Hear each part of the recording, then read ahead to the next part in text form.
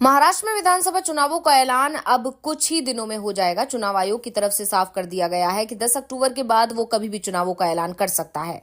चुनाव 2 चरणों में हो सकते हैं, इस बात के संकेत मिल रहे हैं। महाराष्ट्र के साथ झारखंड विधानसभा के चुनाव होंगे। साथ ही पूरे देश में खाली पड़ी करीब 50 विधानसभा सीटों के साथ लोकसभा की 2 सीटों पर भी उपचुनाव होंगे, जिसमें से एक वायनाड की सीट भी शामिल है, जहां से प्रियंका गांधी कांग्रेस की उम्मीदवार पहले ही तय की जा चुकी हैं। फिलहाल नजरें महाराष्ट्र के विधानसभा चुनाव पर हैं और इसके ऐलान से पहले इंडिया गठबंधन में सीट बंटवारे का काम तेजी से निपटाया जा रहा है।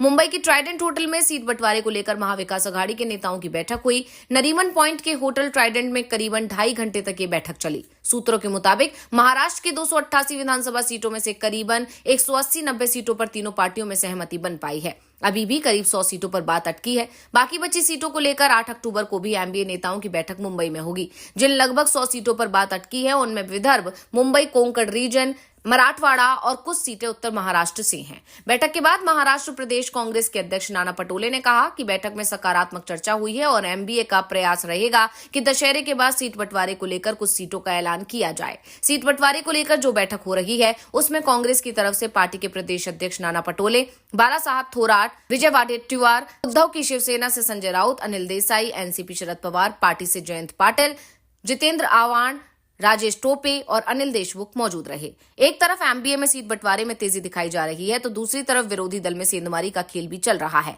बीजेपी के दिग्गज नेता हर्षवर्धन पाटिल ने बीजेपी छोड़कर शरद पवार के एनसीपी में शामिल हो गए हैं। उन्होंने राजनीति की शुरुआत कांग्रेस से ही की थी, लेकिन अब बीजेपी से होते हुए वो एनसीपी में चले गए हैं। इसी तरह से अशोक चव्हाण के करीबी भास्कर राव खतगांवकर कांग्रेस पार्टी में वापस लौट आए हैं। वो अशोक चव्हाण के साथ बीजेपी में शामिल हो गए थे, लेकिन अब उनकी वापसी से बीजेपी को करारा झटका लगा है। कांग्रेस का दामन थमने के बाद भास्कर राव ने आरएसएस और पीएम नरेंद्र मोदी पर हमला बोला। उन्होंने कहा कि नरेंद्र मोदी और मोहन भागवत हिंदू एकता की बात करते हैं। देश में कई सारे अलग अलग जाति के हिंदू भाई बहन बेरोजगारी से बेहाल हैं। उनकी चिंता ये लोग नहीं करते हैं, सिर्फ वोट बैंक की राजनीति करते हैं। उन्होंने कहा कि हरियाणा विधानसभा चुनाव के नतीजों का असर महाराष्ट्र तक दिखाई देगा। महाराष्ट्र में भी मजबूती से कांग्रेस गठबंधन की सरकार बनेगी। एक तरफ कांग्रेस ने बीजेपी पर निशाना साधा तो एनसीपी के नेता जितेंद्र आव्हाड ने अजीत पवार पर तीखा हमला किया है।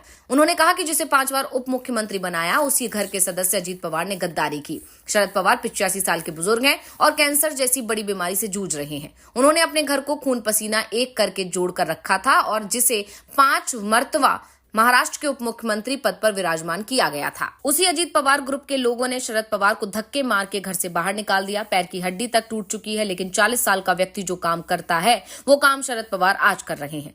आव्हाड ने सवाल किया कि राष्ट्रवादी कांग्रेस पार्टी के प्रमुख कौन है, तो सभी कार्यकर्ताओं ने कहा कि शरद पवार।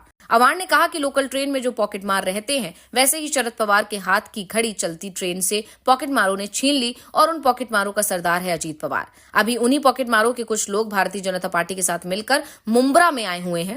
चुनाव आयोग भी अजीत पवार के साथ मैनेज हो चुका है। वो पार्टी चुरा कर भारतीय जनता पार्टी के साथ शामिल हुए हैं, इसलिए उन पर कोई कार्रवाई नहीं हो रही है। वरना देश के कहीं भी कानून में ऐसा नहीं है कि जो पार्टी के असली मालिक है उनसे पार्टी का चिन्ह चुरा कर दूसरे किसी को भी दे दिया जाए।